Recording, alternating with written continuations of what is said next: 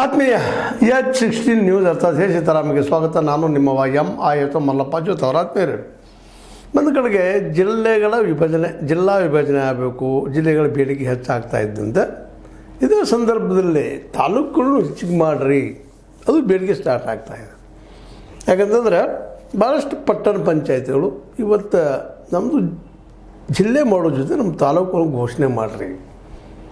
ಅವ್ರ ಬೇಡಿಕೆ ಭಾಳ ವರ್ಷದಿಂದ ಇದ್ದಾವೆ. ಉದಾಹರಣೆಗೆ ಇಲ್ಲಿ ನಮ್ಮ ಮುನವಳ್ಳಿ ಯರಗಟ್ಟಿ ಹತ್ತಿರದ ಮುನವಳ್ಳಿ ನಮ್ಮದು ಒಂದು ತಾಲೂಕು ಆಗಲಿ, ಅದು ಬೆಳೀತಾ ಇದೆ. ಇವತ್ತು ಪಟ್ಟಣ ಪಂಚಾಯತಿ ಅವರು ಕೇಳ್ತಾ ಇದ್ದಾರೆ. ಇಲ್ಲೇ ಗೋಕಾಕದ ಸಮೀಪದ ಕೌಸಲಗಿ ಅವರು ನಮಗೆ ಜಿಲ್ಲೆ ಮಾಡ್ತಾಯಿದ್ರು. ಗೋಕಾಕ್ ಅದ್ರ ಜೊತೆ ನಮ್ಮದು ತಾಲೂಕು ಘೋಷಣೆ ಮಾಡಿರಿ ಕೌಸಲಗಿ ಅನ್ನುವಂಥದ್ದು. ಅದೇ ಕಾರಣಕ್ಕೆ ಮುಗುಳ್ಕೋಡು ಅದನ್ನೇ ಹೋಗ್ತದೆ, ನಿಮ್ಗೆ ಗೊತ್ತದ. ಅದು ಸಹಿತ ಇವತ್ತು ನಮ್ಗೆ ಹೌದಪ್ಪ ನಮ್ಮದು ತಾಲೂಕು ಮಾಡಿರಿ ಅಂತ.